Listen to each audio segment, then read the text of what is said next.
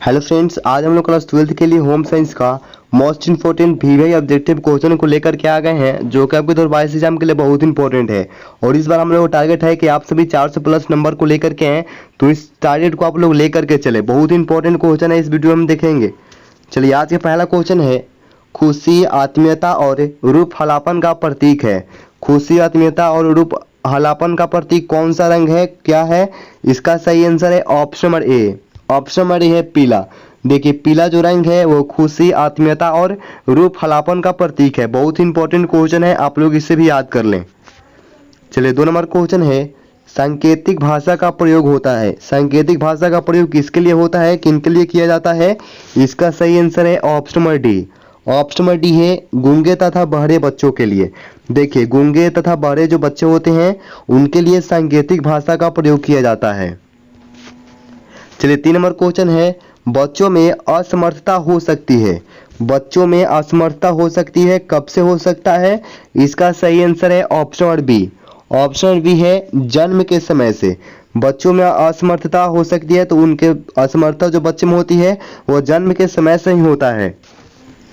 चलिए, 5 number question है, निम्न में शारीरिक न्यूनता कौन है? निम्न में जो है शारीरिक न्यूनता कौन सा है?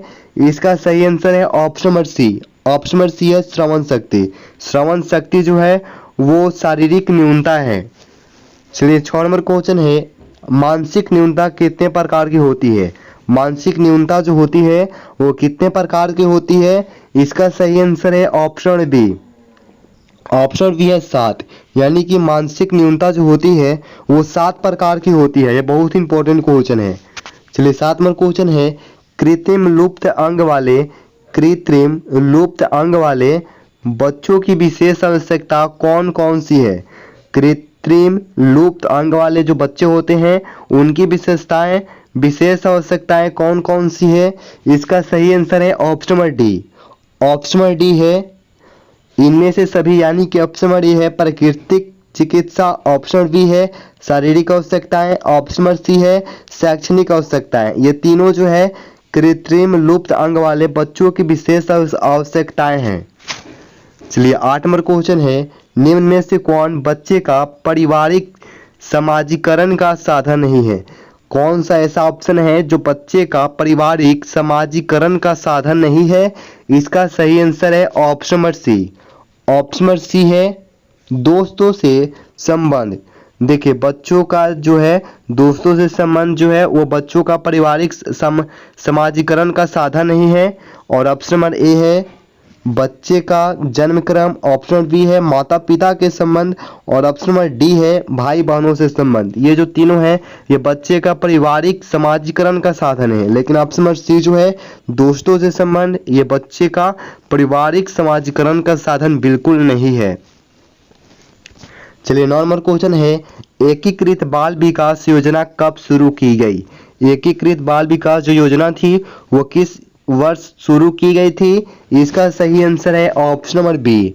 ऑप्शन नंबर बी है 1975 ईस्वी में। एकीकृत बाल विकास योजना थी वो 1975 ईस्वी में शुरू की गई थी। चलिए, 10 नंबर क्वेश्चन है, एकीकृत बाल विकास योजना का लक्ष्य समूह क्या है? एकीकृत बाल विकास योजना का जो लक्ष्य समूह है वो क्या है? इसका सही आंसर है option number D. Option number D है उपयुक्त सभी, यानी कि ऑप्शन नंबर ए 0 से 6 वर्ष की आयु के बच्चे। ऑप्शन नंबर बी है 15 से 40 वर्ष की आयु की महिलाएं। ऑप्शन नंबर सी है गर्भवती व स्तनपान कराने वाली सभी माताएं। ये एकीकृत बाल विकास योजना का लक्ष्य समूह है, यही इन लोगों का लक्ष्य है।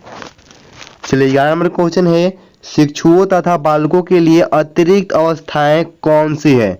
अतिरिक्त व्यवस्थाएं कौन सी है शिशुओं तथा बालकों के लिए? इसका सही आंसर है option number D. Option number D है इनमें से सभी। चलिए, इनमें से सभी, यानी कि ऑप्शन नंबर ए बड़े भाई बहन से। ऑप्शन नंबर बी है संबंधियों और पड़ोसियों से। ऑप्शन नंबर सी है क्रेच और डे केयर केंद्र से। ये तीनों जो है शिशुओं तथा बालकों के लिए अतिरिक्त व्यवस्थाएं की गई है। चलिए, 12 नंबर क्वेश्चन है, खुशी, आत्मीयता और रूप फलापन का प्रतीक है। ये क्वेश्चन सभी रिपीटेड है और आंसर आप लोगों को पता होता है, याद हो गया हो तो आप कमेंट बॉक्स में जाएं और यहाँ से क्वेश्चन जो है रिपीटेड है, आप लोग कमेंट बॉक्स में जाकर वहाँ से आप लोग आंसर दे सकते हैं। तो खुशी, आत्मीयता और रूप फलापन का प्रतीक क्या है?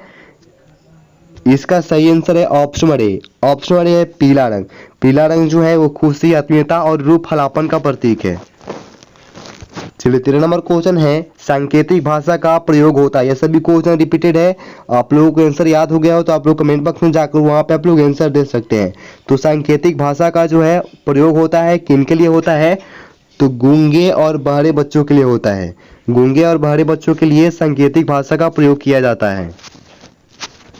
चलिए 14 नंबर क्वेश्चन है, बच्चों में असमर्थता हो सकती है।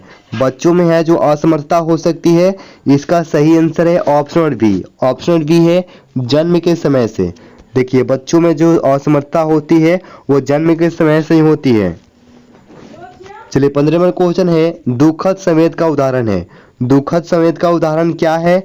इसका सही आंसर है ऑप्शन सी। ऑप्शन सी है क्रोध। क्रोध जो है वो दुखद संवेद का उदाहरण है। ऑप्शन सी इसका बिल्कुल सही आंसर है क्रोध। चलिए 16 नंबर क्वेश्चन है, निम्न में शारीरिक न्यूनता कौन है? निम्न में जो है शारीरिक न्यूनता कौन सा है? इसका सही आंसर है ऑप्शन सी। ऑप्शन सी है श्रवण शक्ति। श्रवण शक्ति जो है वो शारीरिक न्यूनता है। चलिए 17 नंबर क्वेश्चन है, मानसिक न्यूनता कितने प्रकार की होती है? मानसिक न्यूनता जो होती है वो कितने प्रकार की होती है? इसका सही आंसर है ऑप्शन सी। ऑप्शन सी 9, यानी कि जो मानसिक न्यूनता होती है वो 9 प्रकार की होती है। चलिए 18 नंबर क्वेश्चन है, कृत्रिम लुप्त अंग वाले बच्चों की विशेष आवश्यकता कौन कौन सी है?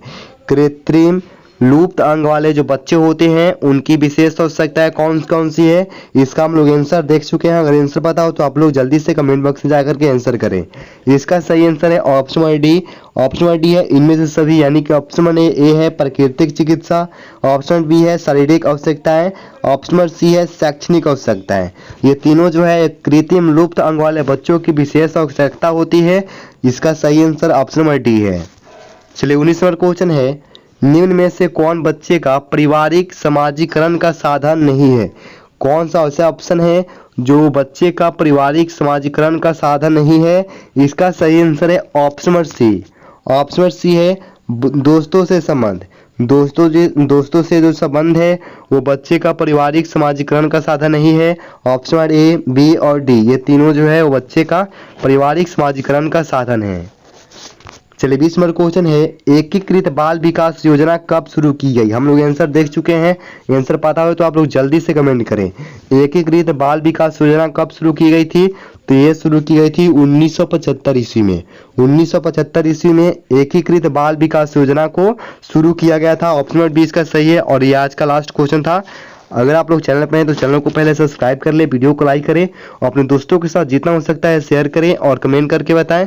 और किसी भी प्रकार का आप लोगों को डाउट है आपको वीडियो में किसी भी प्रकार का या फिर क्वेश्चन डाउट हो आप लोगों को तो आप लोग कमेंट बॉक्स में जाकर वहां से आप लोग अपने क्वेश्चन को पूछ सकते हैं। मिलते हैं अगले वीडियो में, धन्यवाद।